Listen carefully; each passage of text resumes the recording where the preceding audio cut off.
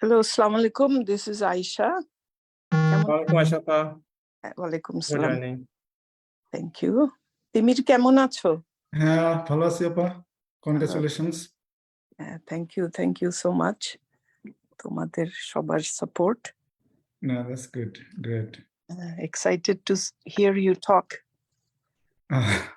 It's a kind of more interactive talk, but I think residents or upcoming residents or potential residents will get some help or based on my experience in the last several years. So.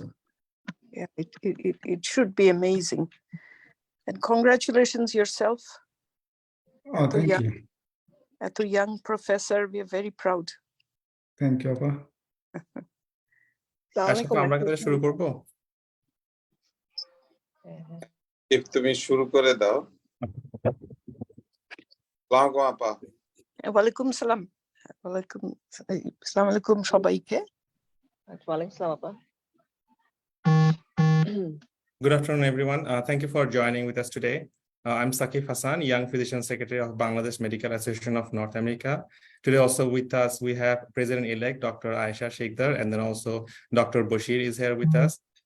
With the guidance of Dr. Bashir and Dr. Aisha, this is our several session, part of the several session that we run every year to guide our young physician who are applying for residency.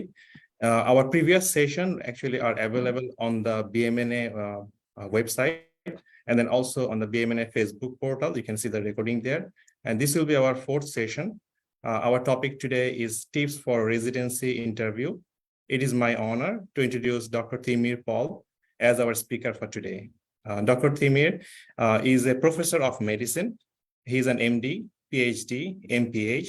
He is also a fellow of American College of Cardiology, American Heart Association, and fellow of the Society for Cardiovascular Angioplasty and Intervention. He is also a program director of Cardiovascular Disease of Fellowship in University of Tennessee Health Science Center at Nashville. And he conducts many interviews during the fellowship season, and he graciously agreed to give us and share his experience with us. And he is also a life member of BMANA. And without any further delay, I'm inviting Dr. Timir Paul to guide us. Thanks, Sakif. Thanks for inviting me. It's an honor and privilege to talk in front of this audience. And thanks for BMANA, Dr. Bashir Bhai, Aisha Sheikhdar, and all others who are involved and trying to make this program better, and also trying to help our young generations and potential residents or candidates that are applying today. So this would be more kind of brainstorming, and I think it would be more interactive. So feel free to stop me anytime or ask me any questions, but of course we'll have time for questions at the end. But anytime if you have any questions, don't hesitate to stop me or raise your hands on the chat box. So we'll start.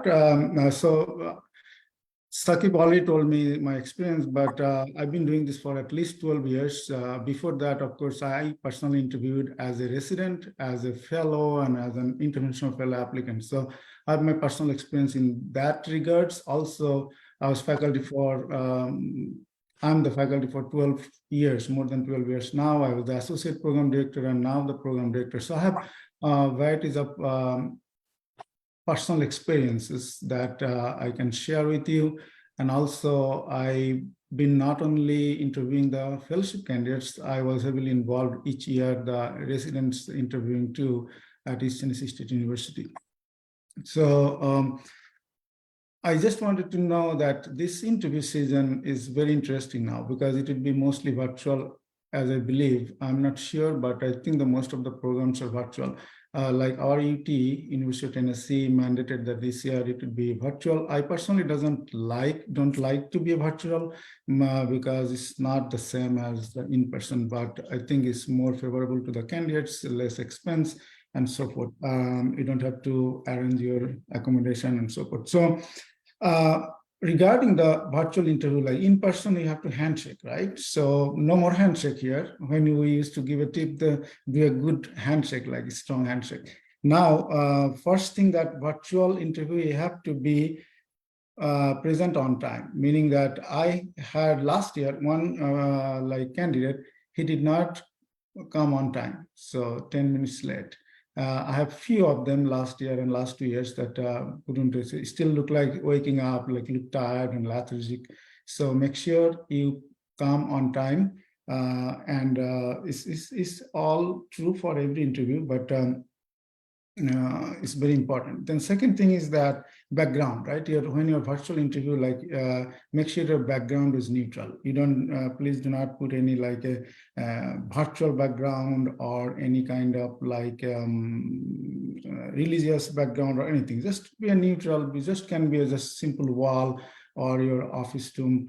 Make sure that it's locked, uninterrupted. Of course, you don't have any pager, but no phone, of course. Even if your phone is silent, please do not keep the phone during the interview, not even just keep the phone in another room. So those are very important. We need a very silent room, and make sure no one around.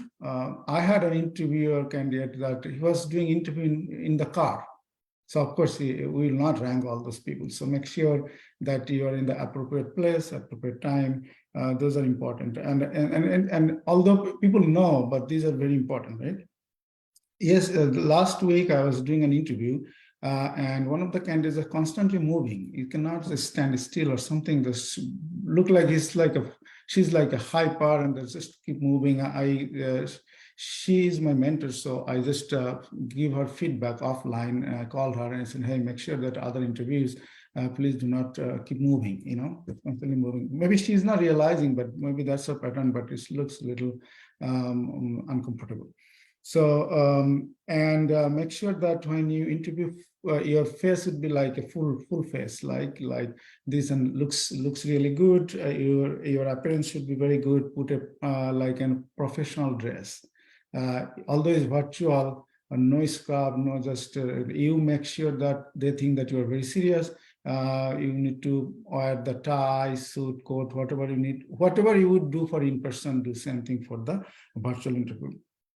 And make sure that even if you don't know how is your background looks, how you're interviewing, as a mock like a few minutes of interview with your like friends or your spouse would be very helpful, right? So those are the things. Always smile. You don't have to overdo it, but just don't like feel like that you're not paying attention to the smile. Some people just look like they're very apathetic, don't smile. You don't have to smile everything, but every now and then make sure they smile. When you talk, you don't just talk like this. You make sure that you eye contact, like a regular interview. You have to have eye contact, and always say if there is a good morning, start with the interview, say good morning, if it's good afternoon, depends on the time. Like right now I'm in Nashville, so it's good morning for us, but for Sakip it's a good afternoon. So these are the things, like you are actively thinking that you are doing the in-person, but it's just not in the same time. Interview start with like first thing we are looking for in interview, that why we are doing this interview. So we want to make sure no red flag, right? We always talk about that at the end of the interview, we do a debriefing and we say that, okay, is that candidate have any red flag? That's the first thing. If you have red flag, we make a joke. Now we say DNR. Everybody knows what is DNR, do not resuscitate, right? But we use the same word as a joke, but it's true. That's what we call DNR, mean do not rank. So no matter, even if we interview, we put in our say do not rank, DNR. So two things we want to make sure that do not, if there is a red flag, then is issue. And then we want to make sure, are you a good fit for our program? That's the two things you're looking for. You might be you may have good scores, you might have a lot of other things, but you probably may not be good fit, because if you're asking too many questions, too enthusiastic, I will talk like unrealistic questions that we thought that she's either not interested, or she's asking the things that we might not able to provide. If you ask a program that does not have like a nice funding grant or something that preventive medicine research or something that we will tell that this not, we don't have that. So we will think that, okay, if you come even here, you may not be happy here. So I always tell that we want you to be happy. So my personal experience, I do not ask questions to anybody. I always start with, how are you doing today? How is your day so far? Then I say that, do you have any questions for me? So Lapa, have a question. So Timur, can you give an example of an inappropriate question? Yeah, I'll tell. Okay. But in short, that okay, sometimes you have to ask questions appropriate to the person. Like if you ask the faculty or PD, how is your on-call? Do you have a moonlighting? You can ask. It's not completely inappropriate, but those are the questions you should ask with the fellows, with the fellows interaction, because there will be a session, 1 hour, half an hour with the fellows interaction session. Those are the things that's more appropriate to fellows or residents than attending, but it's not completely inappropriate. Also, some of the questions is like if you say, how is the autonomy? Do you give a lot of hands-on opportunity? You know, those are the things. It's a good question, but sometimes faculty feel like that you are the person who is looking for too much autonomy. You are the person who are looking for too much hands-on. They may not have that much autonomy or hands-on, you know. Once you come in here, you will know. But these are the questions probably more appropriate to the attending. To the residents or fellows. Is that a right answer, Solapa? Oh, I don't know if it's the right answer. You're the one who takes the interviews. Yeah, no, but I no, wanted, them to get a sense that, yeah, right. as you said, asking questions is good, but don't ask inappropriate questions. Yeah, we'll give some more examples in that while you go. So, as I said, different attending has different like style, different kind of perspective to ask the questions, but everybody is different. As I said, I don't ask any questions to the how, like, what is your goal? Or what I always ask that, do you have any questions? Do you have any questions? Because your job is to make sure that you know all the everything about the program. So that's your purpose. And our purpose is to make sure, are you being a good fit for us? And also I want to make sure no red flag.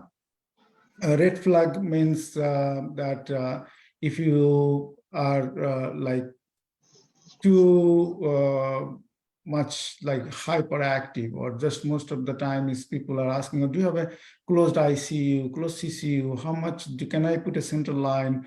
Can I do this? Like too much, like is good questions, but it's not very very, I would say, polite. It looks like you're aggressive, So don't feel like that. Don't, when you do the interview, make sure you are not too aggressive. Okay, sorry, that's not a question. I think that. So then different, like I'll just give you some perspective.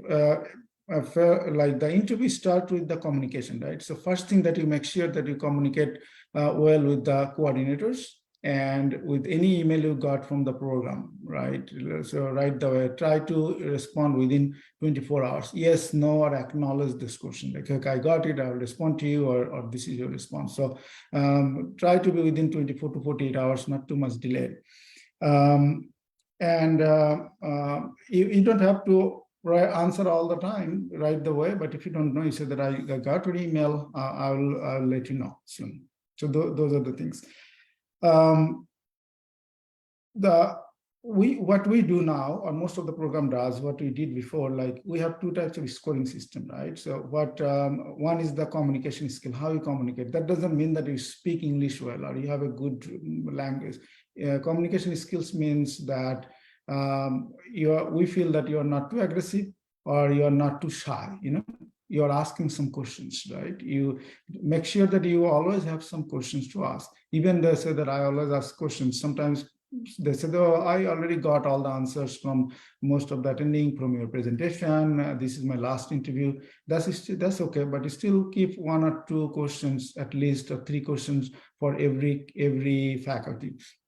So they know that you are engaged. You can ask the same questions to verify or to just cross-check, or But you probably ask some questions, because if you don't ask questions, they may feel that you may not be interested. Okay, you don't have to ask. Keep asking the questions. So I see a lot of candidates keep asking questions. I have been through this. So there are so many questions that I don't have any opportunity or time to ask them questions. So if you have 15 minutes, 20 minutes total time, most of the time is 15 minutes or 20 minutes. So make sure they at least have 5 minutes, few minutes time to ask you questions. Okay.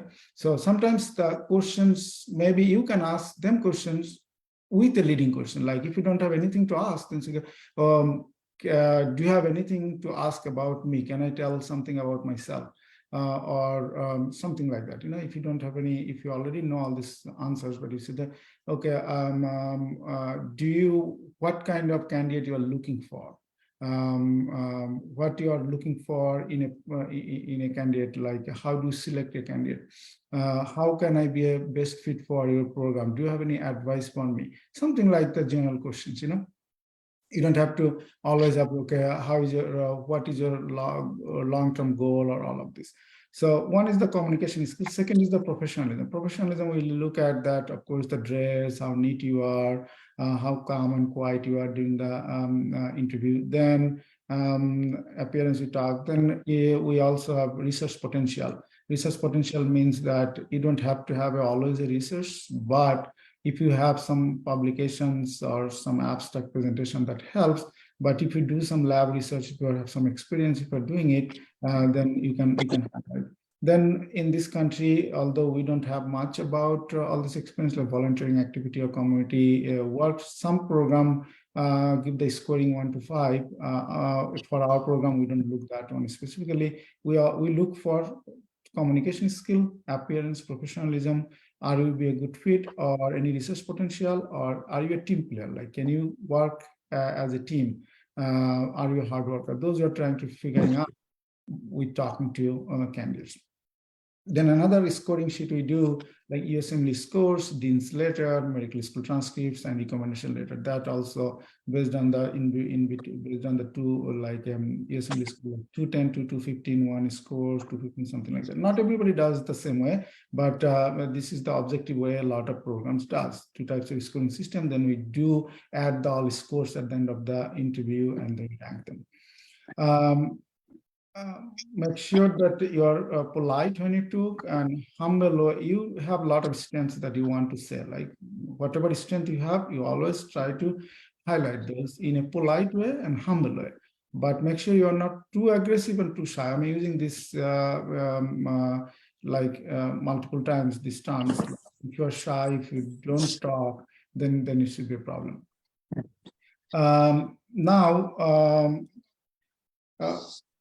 You have, I taught that faculty, some questions you need to ask the faculty PD, like I'll go some questions, examples that we have a lot of questions, most of the faculty ask, like you can ask that faculty or mostly the PD that do you have any plan for long-term or 5 years plan? What is your long-term plan? Are you increasing the number of your fellows?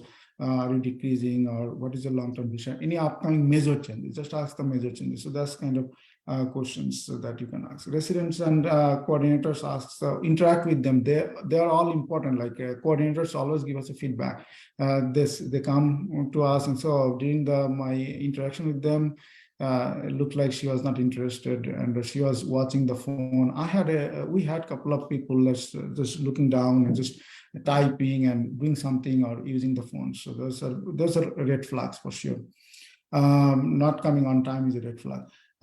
You can ask some people, even last week, asking me, oh, how the fellows live? How is the housing? How's the parking? They're asking me that questions. I felt a little embarrassed, but I answered politely as much as I know. And then I said that please ask these questions to fellows or residents. They will give you a better perspective, but I know that these fellows live very close by within 10 minutes. Then I said that how far I live, how much time it takes time to come here. So those are the questions. On call, didactics, how often we do the conferences, autonomy, hands-on, all of these questions like closed ICU, open ICU, those are the questions asked to the residents, okay? If anything, you want to know more about the do, how much they do, so on, or all of this. Your job is to make sure that ask the residents and fellows, is their environment is collegial, is a more good learning environment or a supportive environment. But do not ask do not ask this question, is this the program is IMG friendly? This is your job to find out from the website, from asking beforehand. Don't ask this question, IMG friendly or not. You can ask how are faculty engaged, how is the supervision, are they readily available, or do they supervise over the phone? These are the questions. Is for residents and fellows, they're friendly, they want to help you out on telling everything about the program. They don't mind. So these are the questions you can ask for the fellows.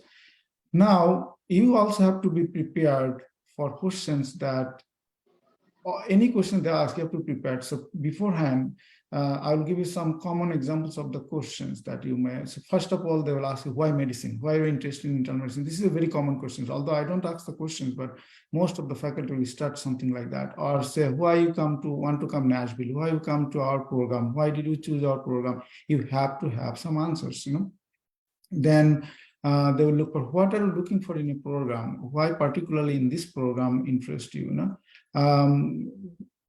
Most of the time they don't specifically ask what is your long-term plan or career goal 5-10 years, but they might ask you that are you planning to be working in academic setting or non-academic setting, community setting? So that's important. So you have to have the answers. Do not answer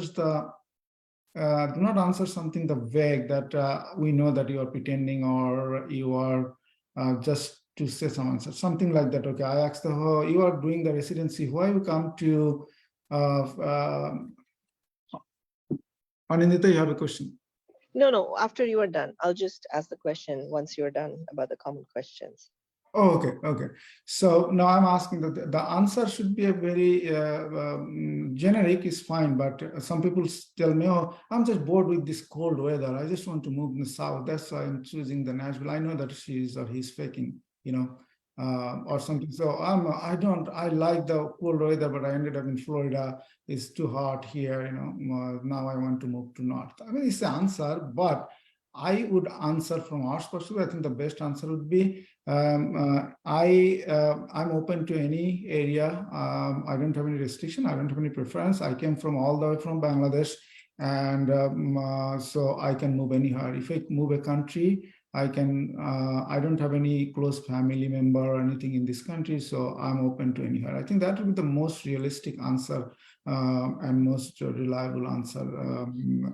The other questions they might start with, describe yourself, what type of person you are, or so you start whatever your answer is. We can discuss this answer differently, but they might ask, what is your best achievements you have ever, what type of attending you had a best experience, or medical students or residents have a best experience or worst experience. They try to make sure that what is your characteristics, what type of attending you're looking for, and sometimes they will ask, what? Go ahead. Yeah. I just have a quick question. Tell me something about yourself. This is the first question pretty much every program would ask. Do you remember like a very interesting answer or something that kind of like really impressed you? Because everybody, I know that when I did the mock interview, most of the candidates will tell me, I'm from Bangladesh. I graduated from one of the topmost, medical schools, and so it's all in, in my resume. So how they have only like 1 minute to describe themselves and then impress the attending. So can you give us some example about, that question, like which made you really impressed about a candidate, or you were eager to know more about that candidate? Like when you ask the question, tell me something about yourself. Like, what's the unique way, one of the candidates answered your question? Because that's the beginning. You only get one chance to make the first impression, right? So this is the first question that will be asked. Anything you remember that you really liked about the candidate, like when they presented themselves? Yeah, sometimes most of the time, if I ask this question, they start with a story. Like, okay, I'm from Tanzania, or there's some people from Ghana. I was interacting a case in the night, the patient was too sick, and then I was by myself. There was no senior residents, and then I managed this way, and then I asked that, and I called that ending first, and they said there is a sick patient, so I will update you, and so forth. I think that you have to make your own little story, whatever you had experience in that sense. It may not have to be a sick patient, middle of the night, something that it shows that you are very dedicated to patient care, like middle of the night, or you came in the hospital right the way. It can be a DKA, diabetic ketoacidosis. It can be different types of experience that you have. Something like patient-oriented. I think that will be the showing that you are very serious and engaged, dedicated in all of this. If you have anything answers from anybody, just please feel free to share. Professor Pal, I want to add something. This question, tell us about yourself. I don't do, resident application interviews, but I have hired people. This is a common question in any profession. That's how we start by, understanding about the candidate and whether it's a good fit. So it's, and the other thing is, everybody is not going to successfully get into residency programs, but no one should be sitting at home. You should, if you don't get into, residency, you should apply for, research position or any, professional positions, and wherever you go, this is the first question you'll be asked, irrespective of, which, career it is. Tell us about yourself. And it shouldn't be too long. My personal experience is sometimes people spend 5 minutes. And if the interview is 20 minutes, then, I don't have time to ask other relevant questions. 5 minutes is too long, 1 minute. So my recommendation, everybody should practice this. Right.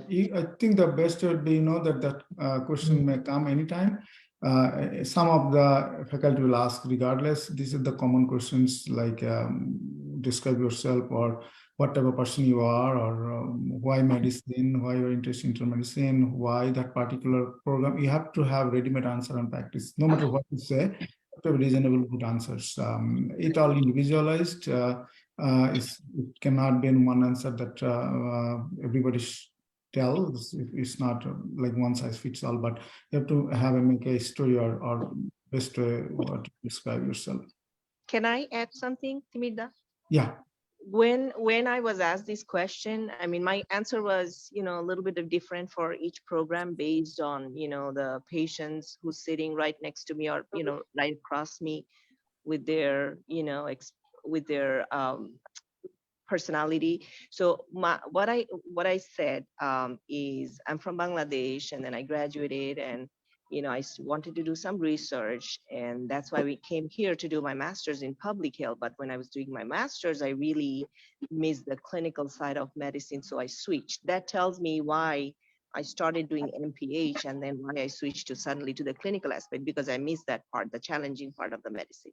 So I think that tells a little bit about like why you switch from research to clinical side. So even though you're switching back and forth, you can justify that too.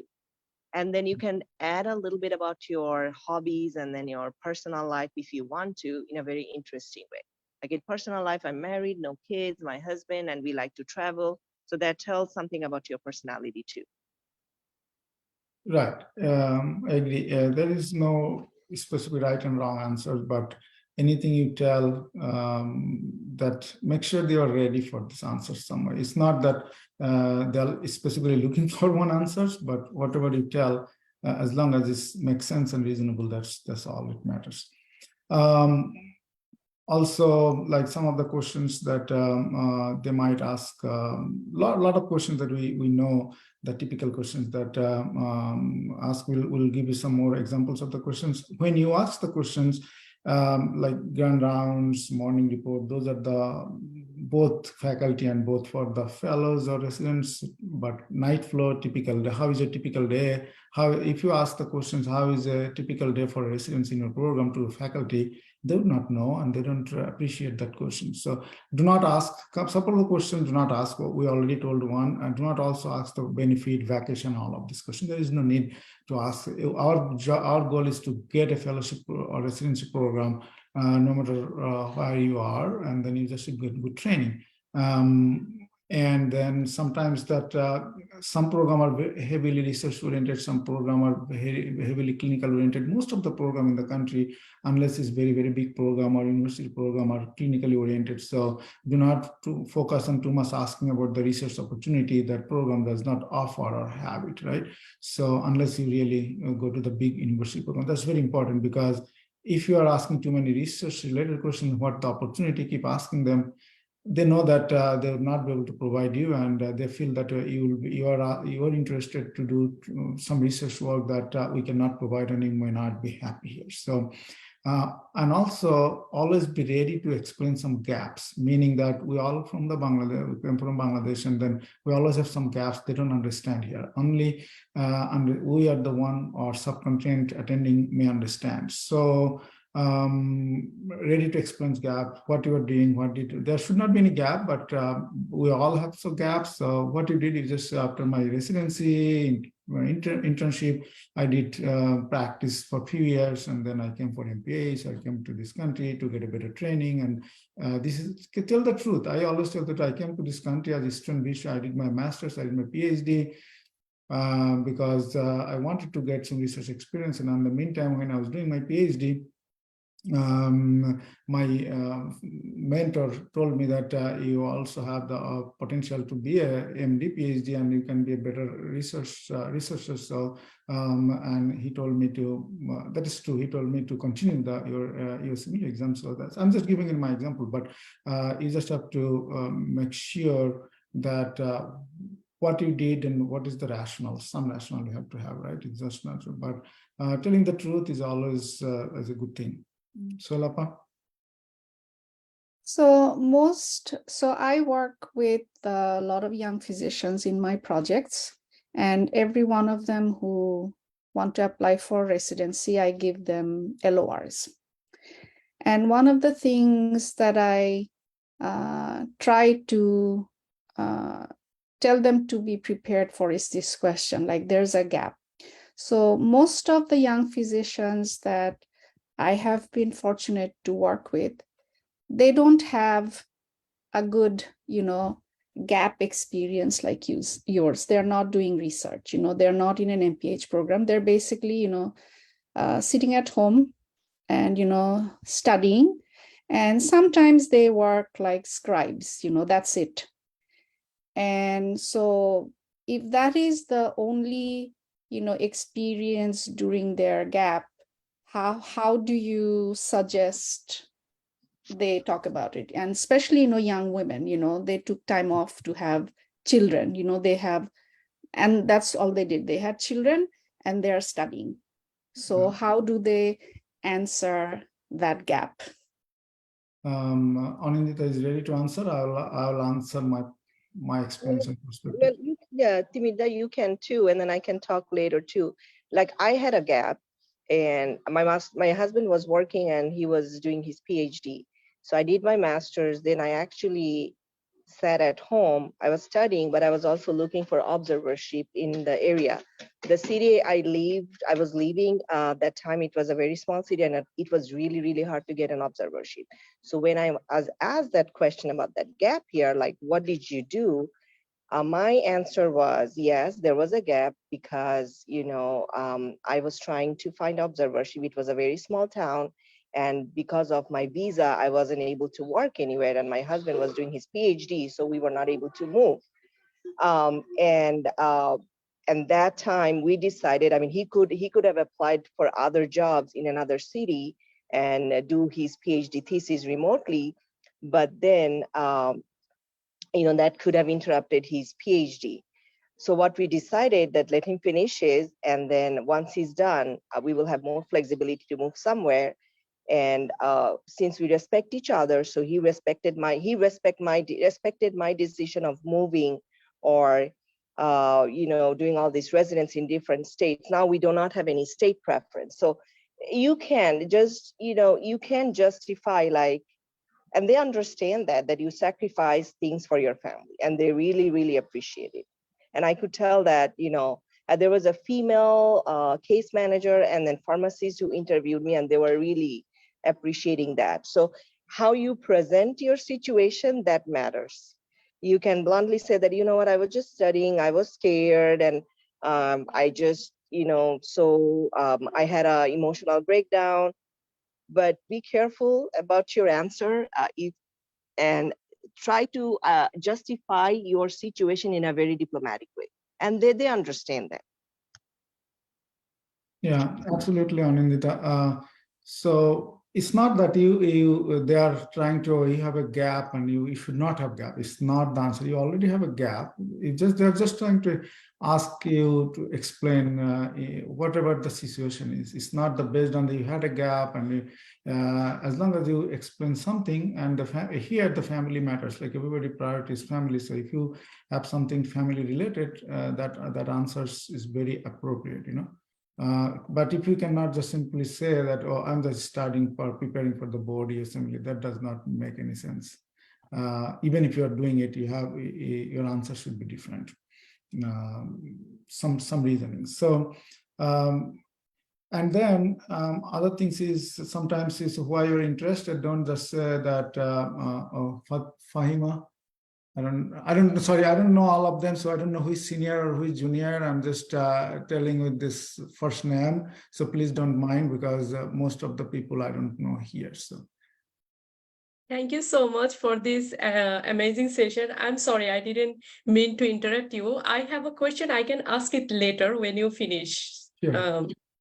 Yeah. Thank you so much. Okay. So what I was telling that when they said that why you are interested in a program, don't just say, oh, my friend said to apply here. My friend said that is a good program. That's not an answer unless you specifically refer to a person, specific attendings names or specific residents names that specify. Then if you say my friend said, oh, I know these people I know from your program, but if you are within the state. You can tell. I always say that I was looking program all over the place. I was looking on the internet. I was looking at your website, and I was just trying to get as much information as I can. Looking at your website, I got a lot of information. I found that this program would be a good fit for me, so I applied. You don't have to say my friend says, my resident says. Of course, you do not have co-residents, but if I see people say, one of my friends told me to apply, my attending told me to apply. How the attending will know who is in New York, know about the Nashville if he does not did the training in Nashville. So those are the things I think that important. And other things is enthusiasm. Show your enthusiasm, but not to be over enthusiastic. Don't keep just praising during the interview. Just keep praising. Oh, this is a good program. This is the best program. You are the good program director. Your leadership is great. Yeah, it's good. But just say one or two times. Some praising is good if you want to, but not just keep saying. Do not overdo it or too much praise. So I think that's. Sorry, someone. I think Mamun Bhai wants to say something. Mamun Bhai? Yeah. Mamun Bhai? Thank you, Dr. Timir. How are you? Doing good, Mamun Bhai. Oh, fine. Okay. Thank you and I missed the initial portion. So if anyone has any question, I can answer. Otherwise, you can proceed. It's okay. I didn't make any comment here. No, Okay. I thought that you probably want to say something. I didn't know who was somebody. Oh, no. Okay. Now, yeah, everybody has time to ask. I'm just informally, just whatever coming in my mind, I'm just presenting what is my experience is. It's not anything formal or anything presentation, but anytime anybody can I think, Fahima, you should ask your question, because Timir can talk for 2 hours, 3 hours like this. Thank you so much. My question is, if I'm interviewing in a community program, but I have fellowship intention and also I have some research experience, how I can explain it positively to that program? Thank you so much.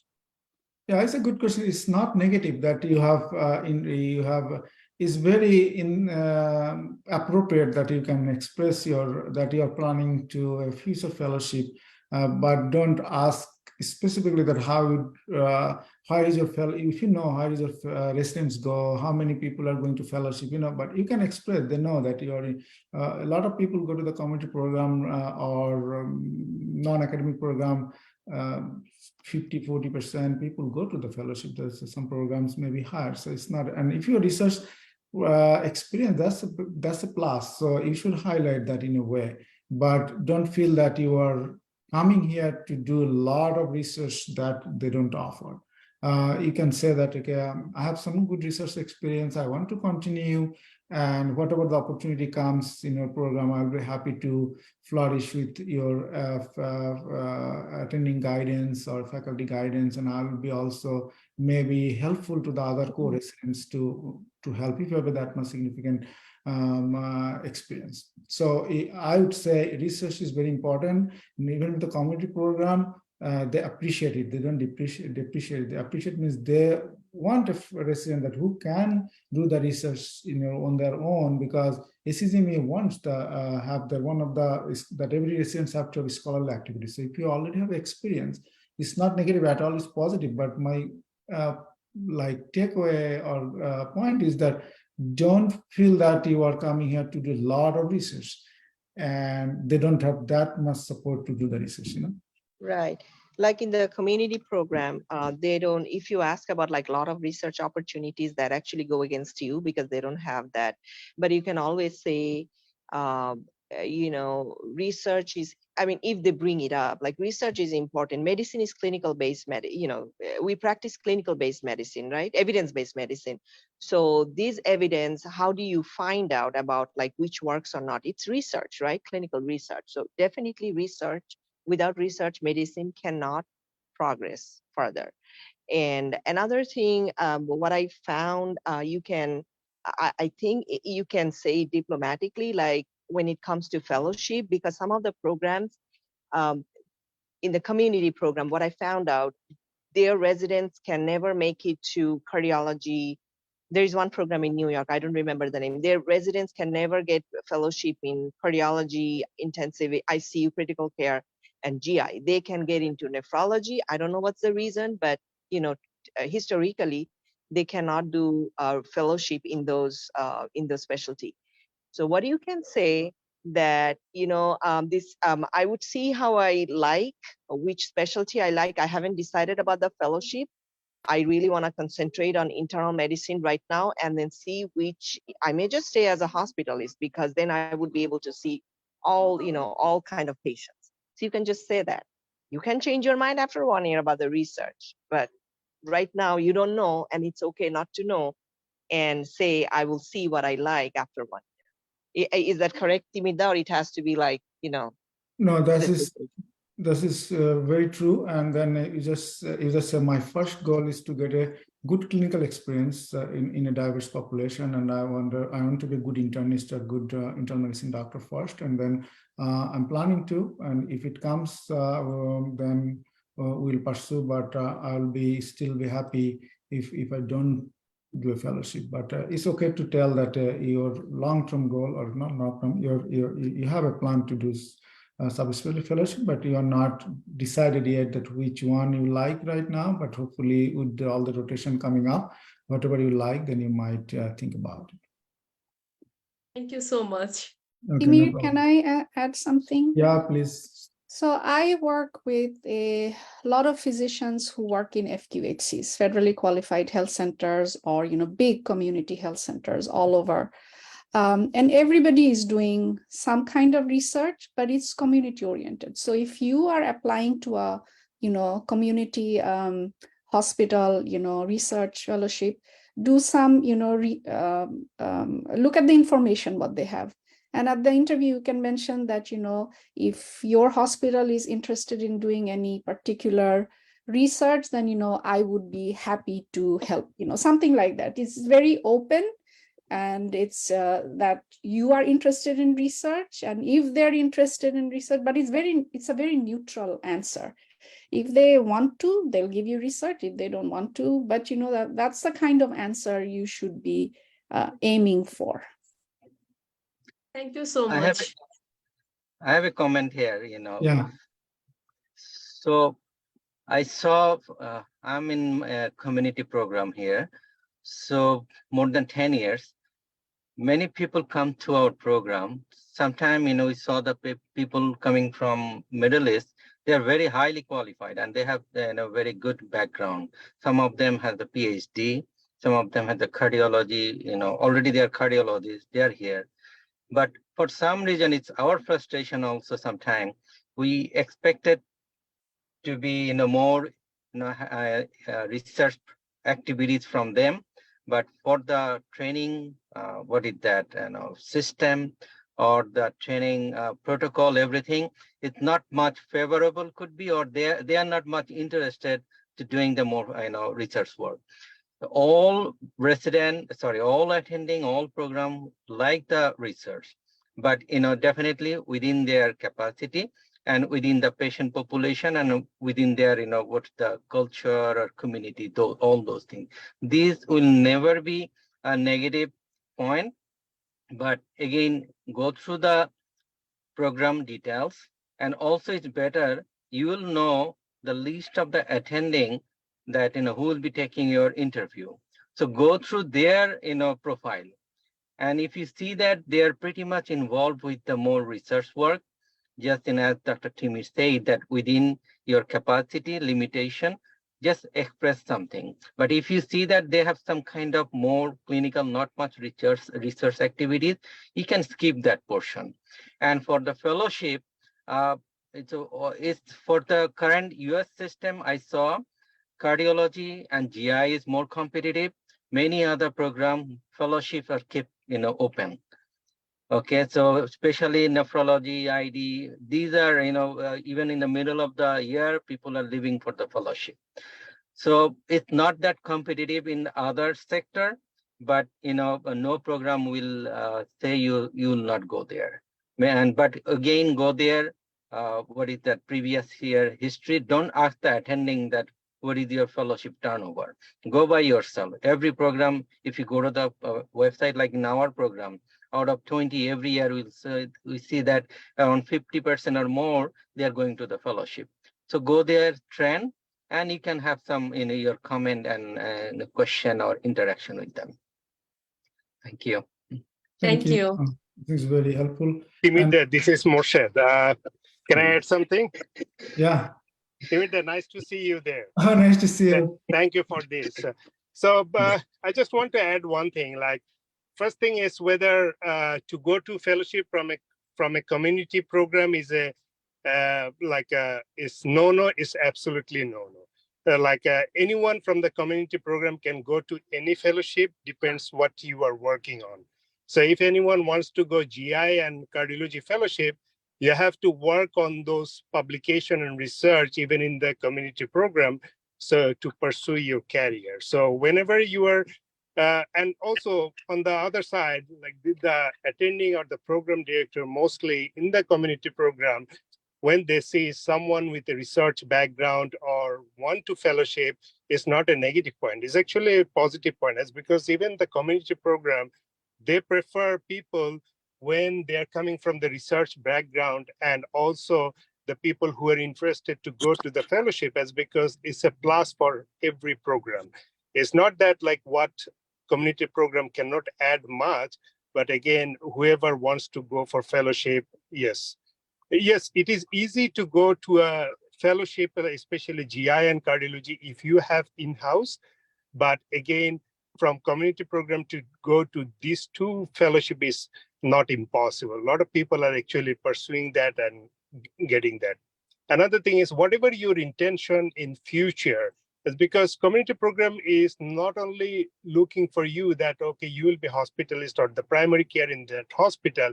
They're looking as a fresh graduate coming out of the medical school, and you're looking for the future and to work as a residency over there.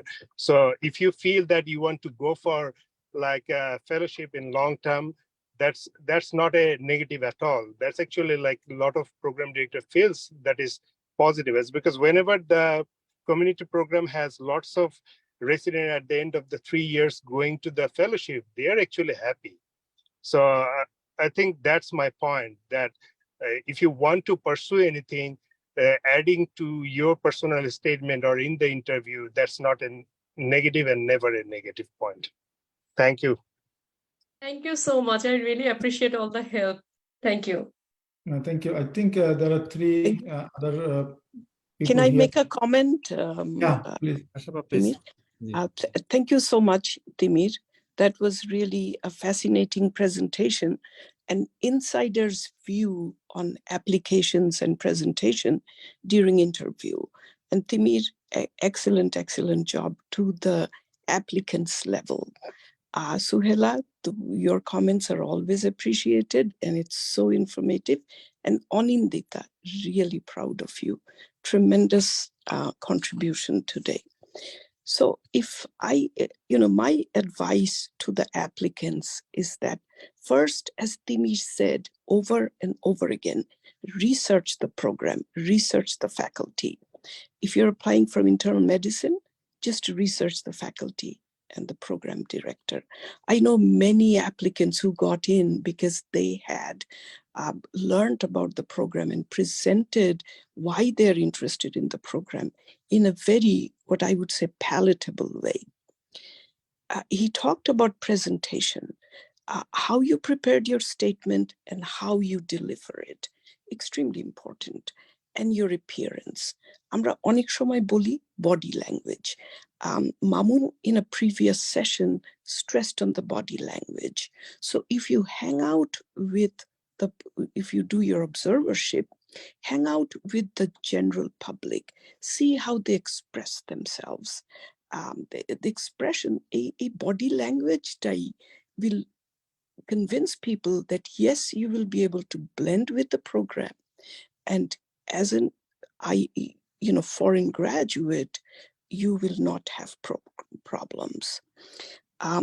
I think the research question was addressed very nicely. Fellowship, I echo with Moshed. If anybody is interested in fellowship, I would be impressed on the person, but don't be too confident and follow everything Timir said. His answer, his advice was very practical. Now, everybody touched a little bit about gaps. We all have gaps. If I took a year off because I had babies, people respect me. Present that statement very confidently and very nicely. Nijekei koekbar shunle, you will see if you like your statement, and then have somebody else maybe listen to you. The most important thing I thought about today's talk was the negative points that Timir pointed out. I really liked it. And that's all I have to say. Thank you, Sakif, for letting me speak. And thank you, everyone. I really enjoyed the program today. Thank you, participants. Good luck. Thank you, Ashapa. Thank you, Ashapa. Thanks for nice comments, and it's very helpful for others. I think there are Mahfuza and Prince Shariar have some questions. So, Mahfuza, you have some question? Yes, thank you, sir, for making time from your busy schedule. I want to ask a behavioral question, which is, I want to ask, have you ever had any conflict with your mentor? What did you do to resolve the situation? If any better answer to do this.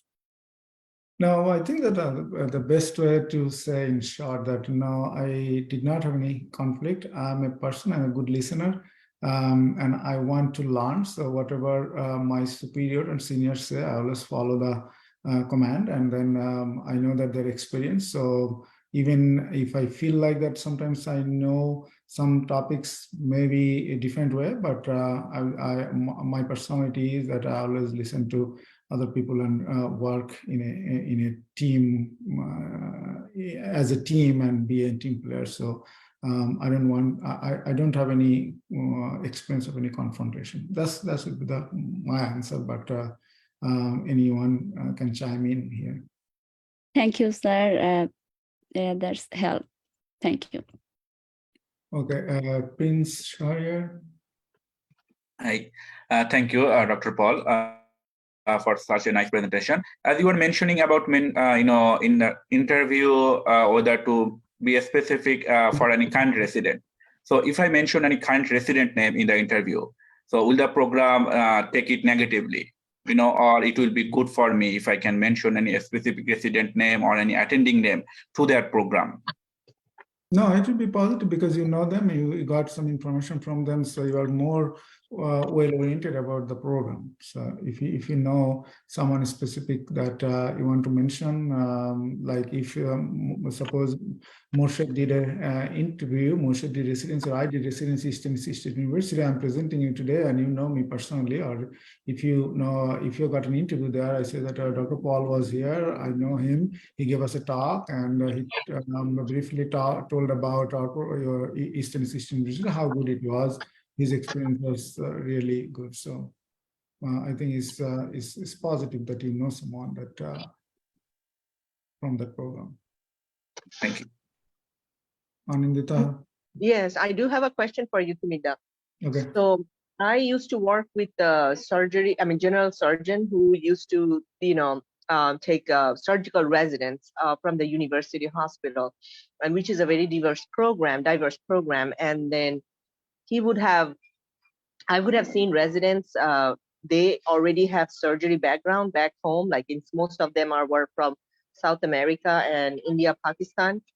And then when I was talking to him about hiring those residents, one of his concern was they already have practiced in their country, and then now they're applying for training again, which they already probably know. Sometimes those candidates can be difficult to work as a resident because they feel that they know it all, or some of them think that they know it all. During the interview, what would you recommend? I know that's one or few Bangladeshi, residents, candidates, they want to do something different than internal medicine or family medicine. They already have that kind of background, surgery background or psychiatry background. So how do they present themselves so the program doesn't get nervous about hiring them as a resident or intern? How would you go on that? Okay, I think it's a good questions. And then I also have some experience like that, even in the cardiology or internal medicine.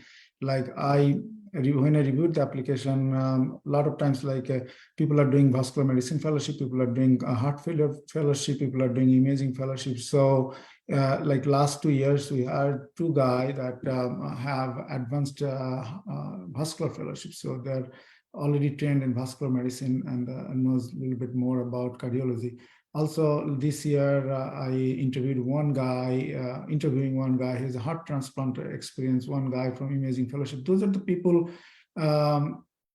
can be challenging. So during the interview, I try to get a feel how, okay, you're senior, you have some experience and you already know, what do you think that if you're, how are you trainable, are you teachable, and see how is their answer is.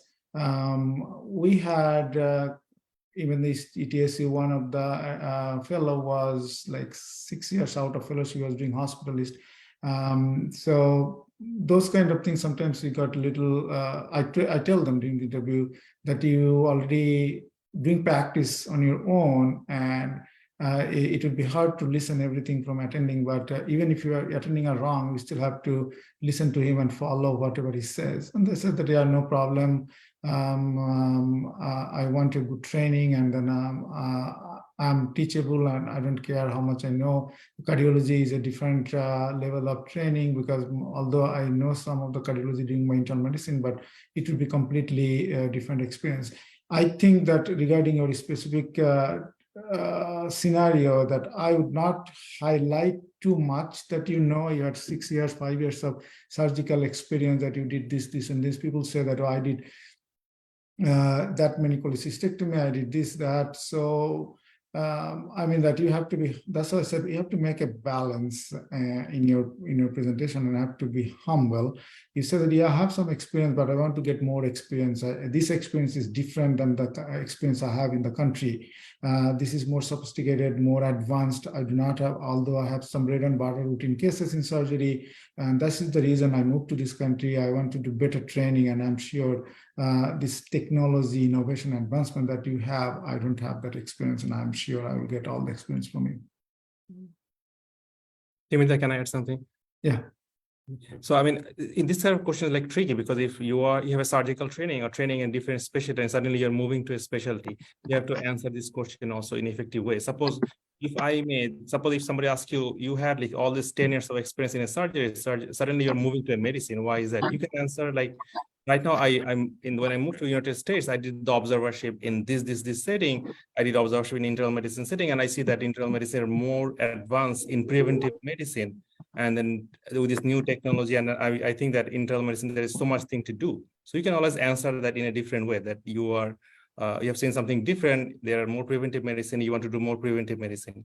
So, and you are interested to this specialty now, you can also answer. But also all the program are interested for a young graduate, because they think the young graduate is like a sponge. They will take everything, whatever they're providing them.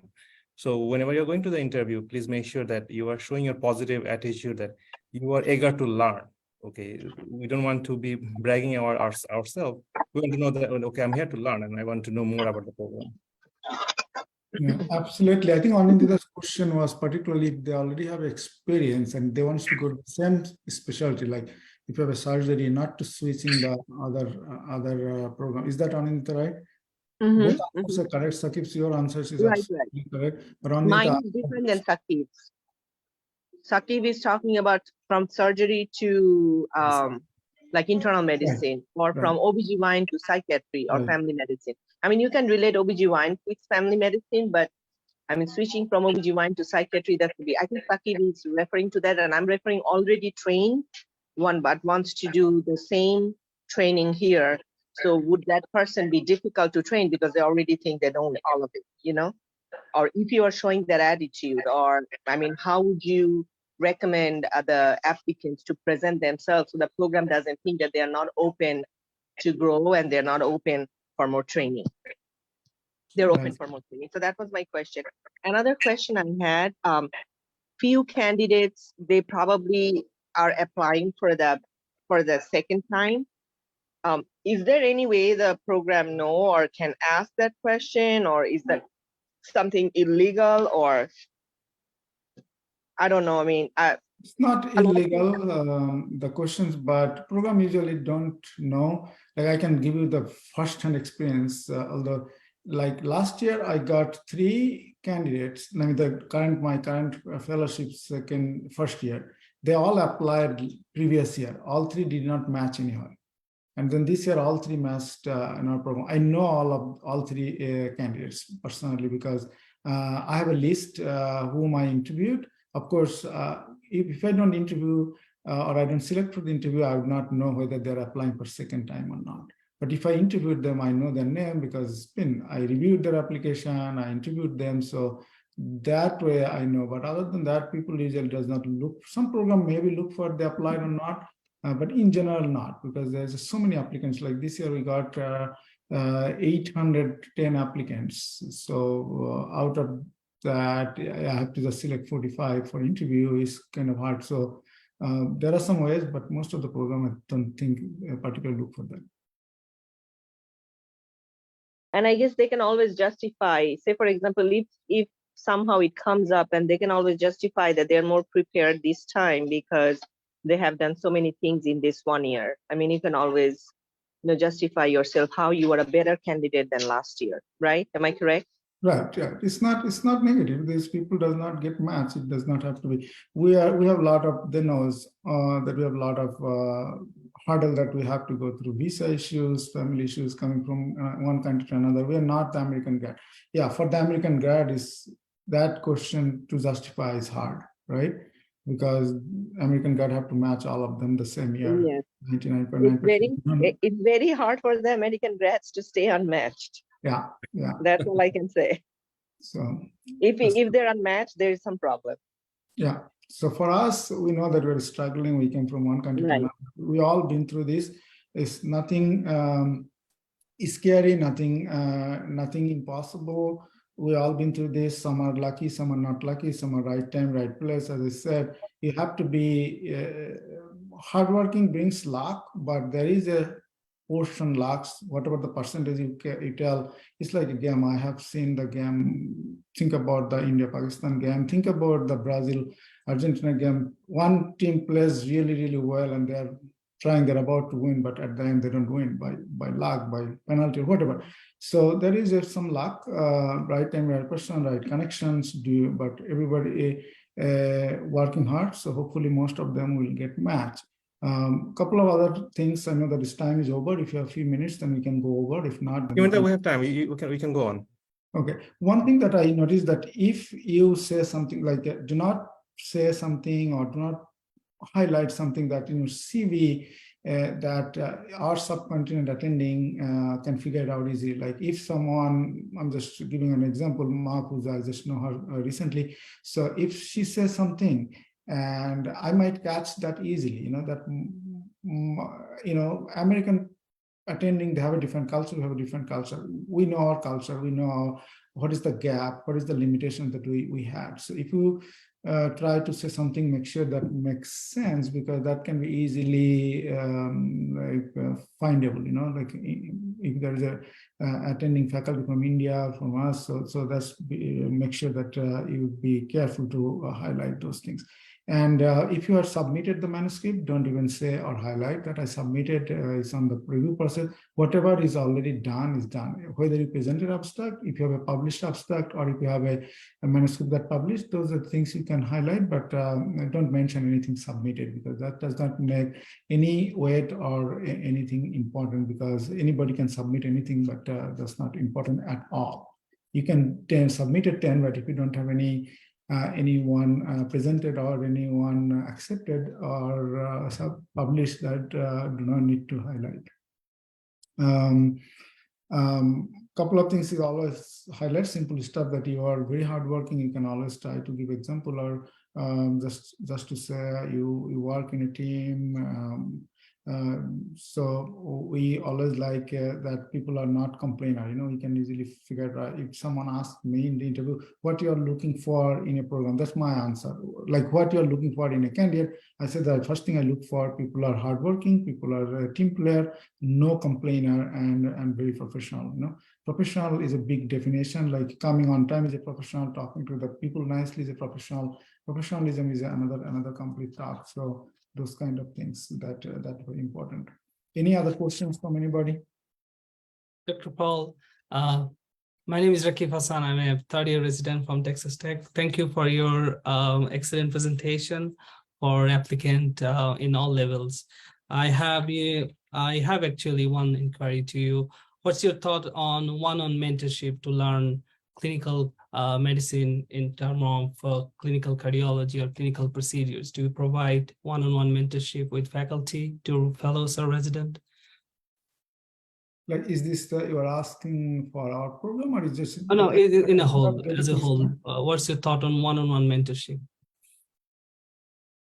I did not quite get the question. Like, is it a question or is it just about a program? Can you, Sakib, did you understand the question? Or Anindita?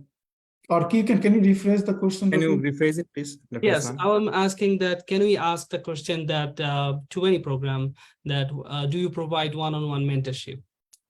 Yeah, you can ask this question. There's a lot of program, like our program has mentorship when you first come, and we assign a mentor, and we have a primary mentor, we have a secondary mentor, you have multiple mentors. You always talk. You can have multiple mentors, but one primary that you can talk about your life, about your family, how is going day-to-day life. Of course, you can be a research mentor separately, or it depends. But most of the program have a mentor-mentee system. You can ask this question. Yeah. Right. I think when I was doing my residency, I had a mentor. So our faculty would have a group of residents, and that faculty would be mentor for those group of residents. But if you're asking for a specific specialty because you want to do fellowship in special areas, then I mean, I don't know if I would ask that question when I'm doing my interview during the residency. It may be like later after 1 year, you just try to find out like who would be a good mentor for the specialty. But typically, most of the program, I mean, they should have a designated mentor. Is that correct? I mean, I had a mentor, I know, and I was always able to talk to that person, and then I would have review with that person. But I'm not sure if that's the structure for all the programs. Not all the program. Not all Okay. the program. I think by default, your mentor would be your program director. And then if there is a special, any attending that you really like to work, that person you can always reach out. Thank you, Dr. Paul. Thank you, Dr. Ahmed. Okay, we'll conclude our session and with the so interview start with the, I mentioned the good communication with the responding to the coordinator. I had a couple of interviewers that did not respond well, so we didn't rank them because they're just always late. They didn't respond whether they're accepting, when they're accepting. Also, it's nice if you don't attend or if you cannot attend, just to say nicely that I always have 1 or 2 candidates that initially accepted. They said that I want to cancel to give the opportunity to other people. It shows their professionalism. So that's the initial communication response. And then interview, because you're talking about the interview session, although interviews are during the day, but it does not end without writing a thank you letter. So it's very important that you write a thank you letter. As you don't have to put same day or next day, within a reasonable time, maybe within a week. I believe, but most of the candidates are interested, write in a day or 2, and write very short version, like what is your experience, what you liked, and how you can contribute to this program or add on, or why you're valuable, like highlight something, but you don't need to highlight everything that is in your CV or something, but mainly your experience, what is your experiences. So ask everyone's contacts if you don't have to coordinator, and thank everybody, including C president if the interviews, or if your interaction with C president, thank you to the coordinator, thank you to all faculty, but don't just write a generic letter to everybody. Like my other faculty just forwarded their thank you letter to me, so I know what they're writing me, what they're writing. If it's same letter, exactly the same to everybody, we know that program. I mean, it's nothing very negative, but I'm just telling you, if you can write a little bit differently, with the different highlights, with different experience, with different talks, you have personal talk with every attending differently, like someone discuss about your game, that's okay. Just you just I enjoyed your enthusiasm in your game or whatever. I'm just giving you just a vague example, but most likely why you again choose your program over other, just don't write too long a letter, generic, or you have a very supportive collegial environment, or all these things. And of course, before the rank order list, 1 week, 2 weeks before, you write another letter to make sure that you are still on the same page, you finished your interview, and similar type of letter, you are still very interested, you will be top ranked. Don't write that you will be the number 1. That's does not work, because we know that I'm just telling you in front that we know that everybody tell a lie. So in my 10 years of experience, 12 says everybody, even if you say this might, everybody say the same thing to every program, that this might number 1 rank. When it matched, they don't match here, even if you put them number 1. We had that, right? So we know that you have that your own preference, own fit, own choice. So you always make sure what is your best fit is, but you always say that this is one of my top ranked program, or one of the top 3, something like that, but you don't have to specify that it is my top number 1. So that's about it. I think that if you have MPAs, if you're finishing MPAs, if you have step 3 results that you did not have before the interview, or just in case if you do another observership after the interview or during the interview, it's okay to highlight that after the interview I did 1 month of observership. Sometimes you may not have opportunity to before so those kind of things. Anything that you have done new after the interview, you can highlight before the rank order list, and just simplify and write them up. So thank you again. I think that's all I have, but I'll be happy to get any questions, or anybody wants to talk more. That would be okay for we have a lot of senior experienced faculty here. So I think the take home would be be yourself, express yourself well, practice a lot, say whatever the truth is. Do not try to come up with something, and you can be questioned around that, and if they find out that you are not telling the truth, then you can be in big trouble. And then also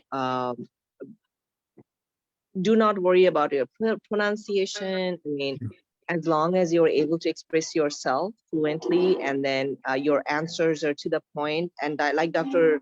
Timir Pal said, that you really don't want to show over enthusiasm, because that actually goes against you. That can be a little overwhelming for the interviewers. Talk about your actual strengths and actual weakness. Everybody has weakness. You just have to justify what are you doing to overcome that weakness. That's also be truthful, be yourself, be confident, and and be humble. That's all I can say. And Dr. Paul, it was an amazing presentation as usual. And thank you so much for your time. And Saki, if you Thank you. can. I think Abdul Basit has one question. He has a question. Is it okay to? Yes, thank you for giving me the floor. So I just wanted to know, there are different types of categorical programs. So there's one type called primary care track, and then there's the categorical track, and there's the research track. So if I select a primary care track, what does that entail? How is it different from a categorical IM program? Does that mean I get less fellowship opportunities, or is there a drawback? Primary, I mean the primary care track. Very few program has primary care track. Very few. Mostly the internal medicine program. But no, it's just as some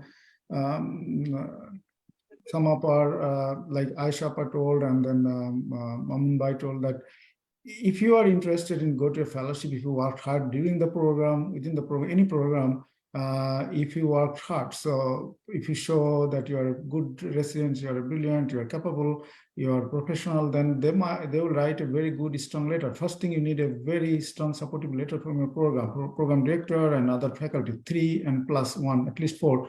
And you can do a couple of more cardiology rotation or GI rotation or any other rotation. You can do more than usual that you get. That's 2 things. And third thing is if from the beginning, if you don't have research experience, you start the research, you make sure you had some publications in the program. So it's not really that much matter from the primary care track or internal medicine or categorical track. 99% program or 98% program are mainly categorical, and there are some prelim, but that's for the mostly internal medicine, mostly American grads. But there are a few programs that are a specific track, but it's still internal medicine. But I interviewed one guy just last week. He's from New York, and he said that he's doing something called hospitalist palliative care track. I said, how do you do it? Like, I was just curious. I asked him, is it a specific track? And I said, no, it's a track, but we do everything everybody does, but we do more rotation, couple of more rotation in that track. So it's not a specific track. Like ETSU, Eastern Institute University, they have a called rural track, but that program, mainly the internal medicine, 99%, and there is few people, if one or two wants to do the rural track, there is some more rotation in the rural areas or some with the family medicine, something like that. So no, it's not anything negative, that it's not impossible that you will not get. It all depends during your residency how good you are. So Timid, I do have a question. When they have a primary track, do they do more outpatient than the inpatient rotation? I think that matters. So yeah. If their program, there are a few programs, 1 or 2, I know that if they're really primary track, they do more outpatient, but still, that's the guy was telling, he's doing more outpatient, but still they have to fulfill their core requirements for the internal medicine, right? Because it's still internal medicine with the primary care track. They want to know, it's like a extra couple of rotation, like if you are in 3rd year, if a lot of elective rotation, if you're interested in GI, you do a couple of 3-4 months of GI, something like that. But I think it's possible. I don't think anybody have any questions anymore. But I wanted to say good luck, and someone have Julie Dotto. Yes, doctor. So thank you, Dr. Paul and all the respectable mentors for arranging such wonderful session.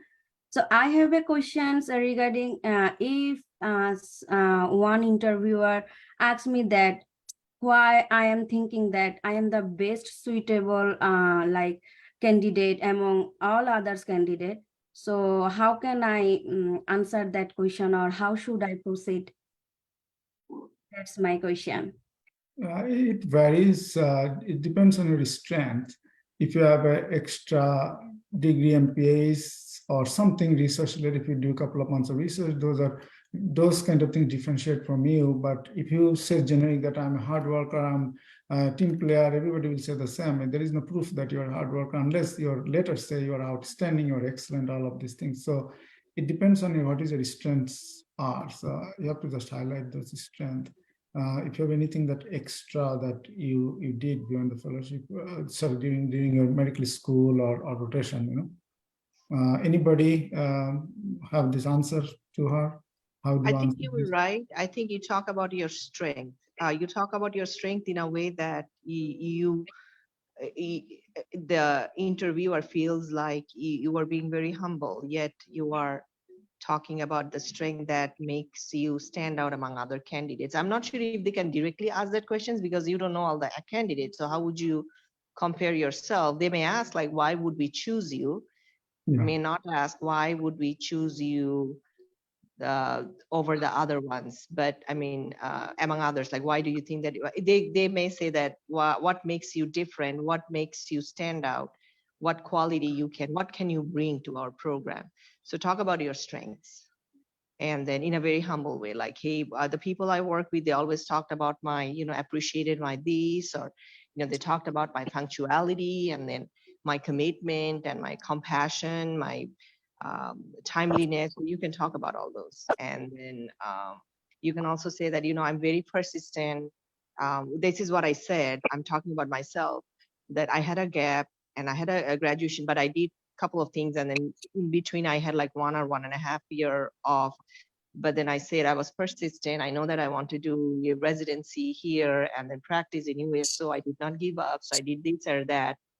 And on top of that, I was always open to constructive criticism. So I learned a lot, and I feel like I can bring that energy, my compassion, and you can also say I take ownership of my patients. That's a very, very important thing in medicine. I personally think that you have to take the ownership of your patient. So that's something you can say, that I feel like these are the qualities that I can bring that will make me stand out among, other candidates. Or you can politely say, I don't know about others, but I can talk about myself. I feel like these are very essential qualities to be a successful resident and a physician in the long term. Am I correct, Dr. Yeah. Paul? Thank you so much, ma'am. Thank you so much, sir. Very good answer. Excuse me, this is Dr. Siddiq. Can I add some points on that? Yeah, please. First of all, thank you, Dr. Timi, for such a long discussion and all the positive and negatives points of interviewing. So the question is somebody asks you that, how do you differ from the other candidates? It depends, what is your experience? Say, if you work in Bangladesh as an anesthesiologist and you have intubated a lot of people there and you are applying for the internal medicine, you can mention your experience that I have intubated 150 or 200, 300 people in Bangladesh. So the program director will be happy that this candidate has a lot of experience integrating the. So that's one thing. Second thing, if you have any second language, you are an expert. Is like in New York area, if you have second Spanish language and you can express that I am fluent in Spanish, so the program director will think that you'll be able to handle 40% of the patients on your own. So these are the things you can mention if you are different in this way. So it depends on different, efficiency you have. So that's the 2 cents from me. Thank you. And I think Shamim Murtaza. Yes, Assalamualaikum. Thank you, Dr. Paul, for, can you hear me? Yeah. Yeah, so thank you so much for letting me talk about my question.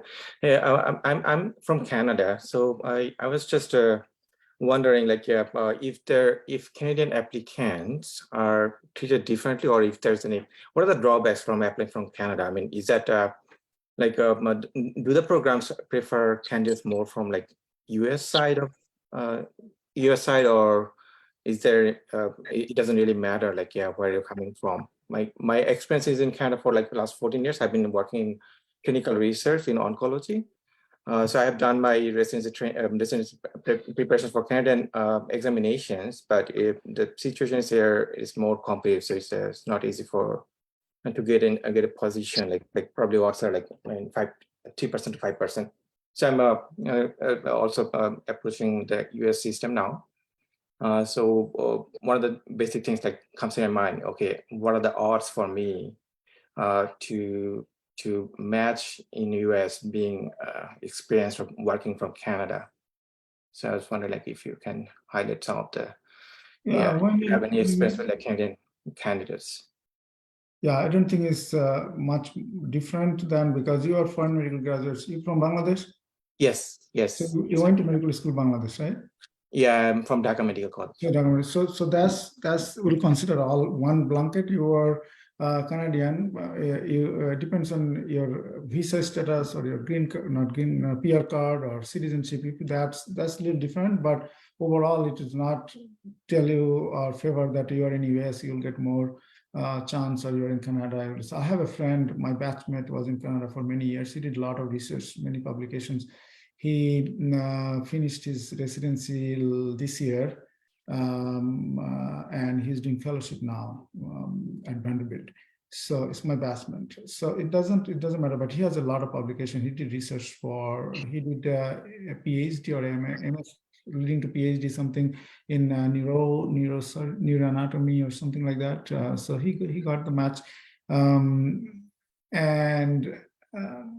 I have friends here that came with me same time, my batchmate from Dhaka Medical College, and they had a good score. They didn't get the residency. Very good scores then, because one of my friends did not do well in the interview. So that's why I think it's a good idea to have this perspective in this session, that everybody is talking about the interview is very important. It's a good skills. And my friend, unfortunate that he's out of track. I have a friend, I know a guy from Bangladesh, had 99, I think step 3 also have 99 that time, many years ago, 10, 12 years ago. He did not get the residency.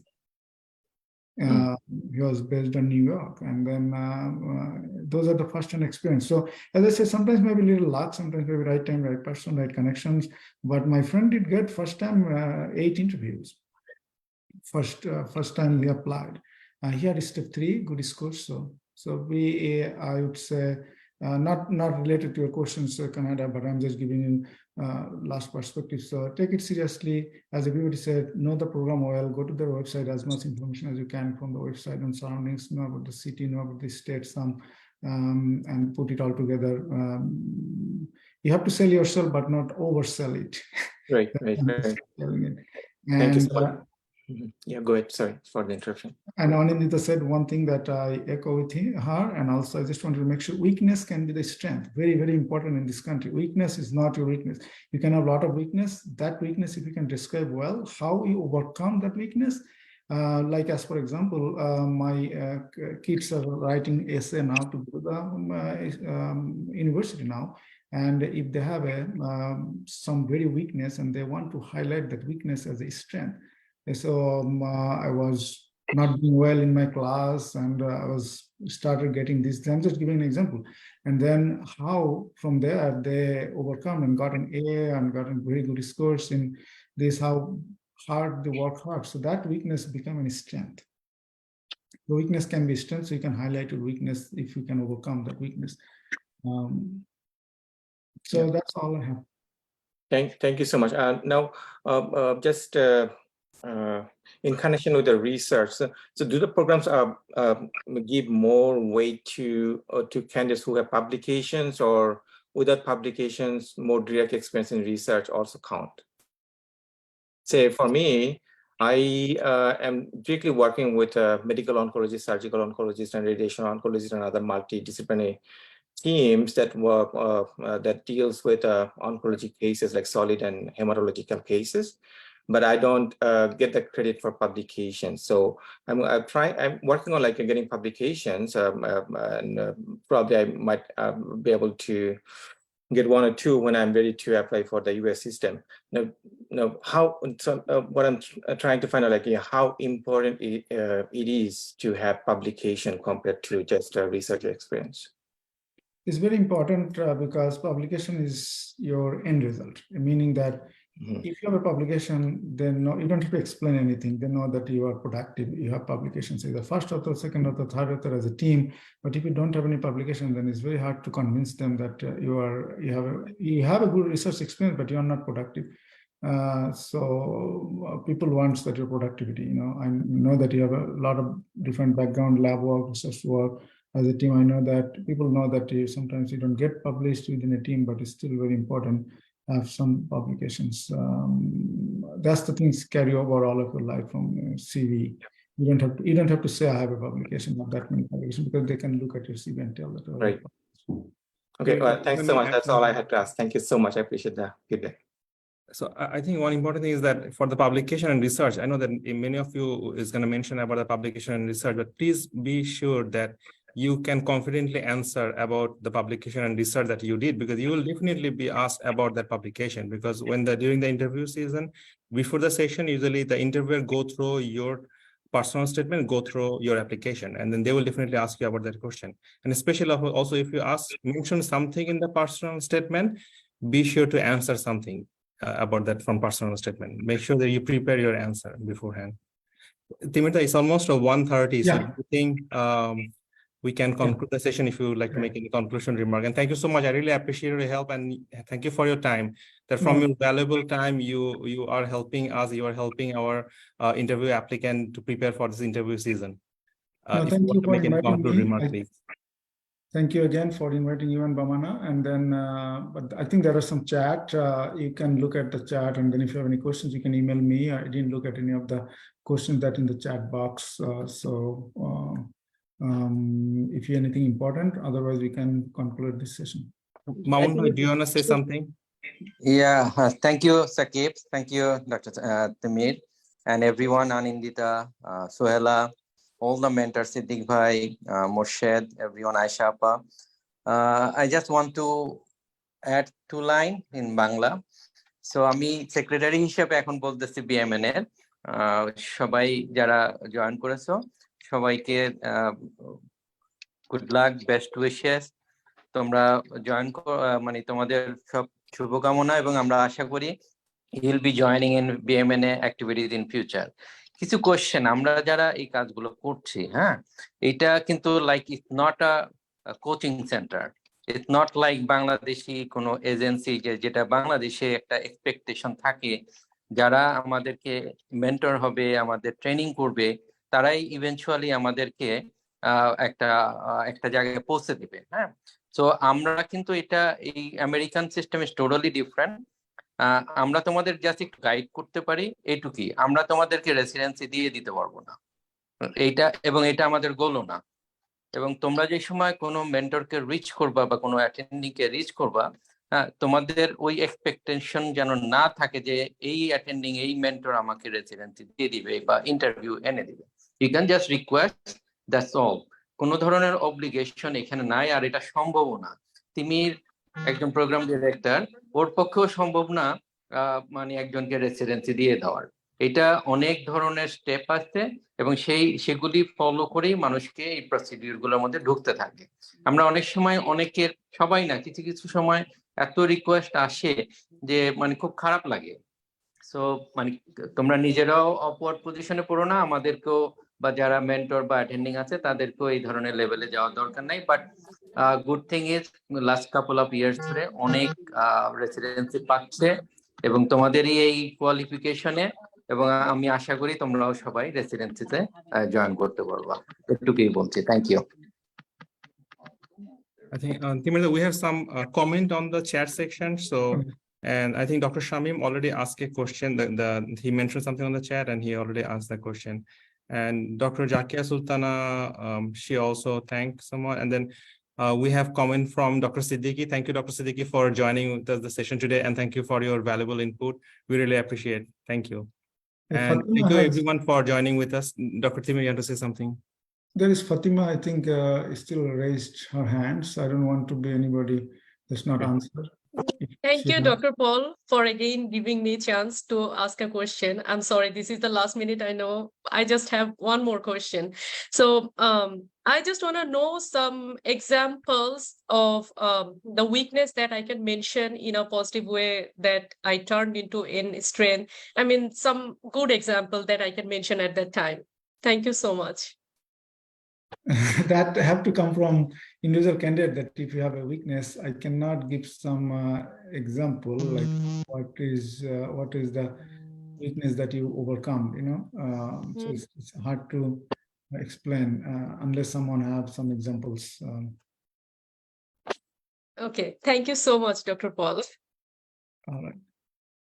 I can give you some example, but honestly, I mean, the weakness has your true weakness. I mean, you know your weakness and you know what you are doing.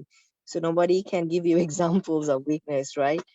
Like I know my weakness is weakness is I get really impatient when people I work with, they don't work at the same pace I do.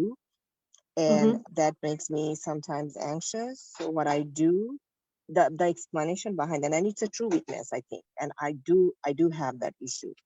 So what I do, I try to help my team members, whoever is the weakest link, or I think that whoever is struggling with something, I try to help that person overcome that problem. Now you are doing two things by saying this. One, you are actually showing your true weakness, and you are also showing how you are working. On top of it, you are showing that you are a team player. So your strength lies within your weakness. So that's my weakness, but it has to be unique for everybody. It has to be different for everybody. This Thank cannot you be so your, much. this may not be your weakness. You may have a different one. You just have to explain what you are trying to do. Another thing I said, I get really nervous, and I was actually very nervous before I started my residency to do a presentation. Like, so what I did, I practiced a lot before any presentation. I prepared myself for the relevant question. So then you can say I have stage fright. So this is what I do to overcome this, or I have like this and that. Just some people would say I'm perfectionist, and I think that's my weakness. Please don't say that. It's a very common answer, and you are not actually talking about true weakness. I'm very detail oriented. I'm like perfectionist. So this is not. I mean, Thank these are you, not Dr. real weaknesses. Yes. Thank you, Dr. Ahmed. I heard that if I mention weakness, it could be negative. That's why I was just worried that should I talk about my true weakness or something that very generic, like I don't speak multiple languages, like just I speak 2 or 3 languages. I don't do Spanish. Should I just mention something generic like this, or my true weakness is that I overcome?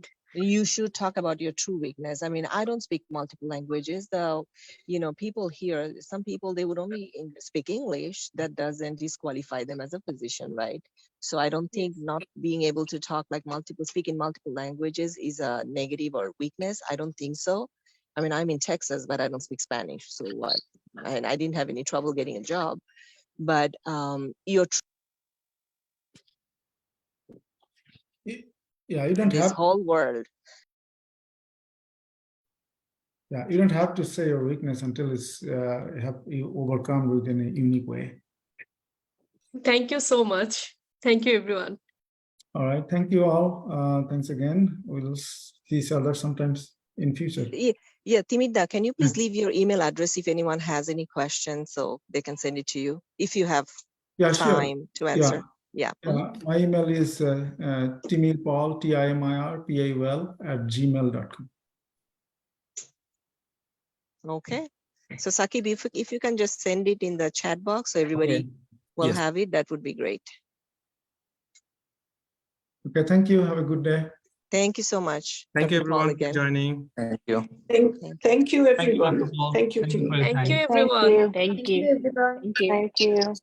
Thank you. Thank you. Thank you.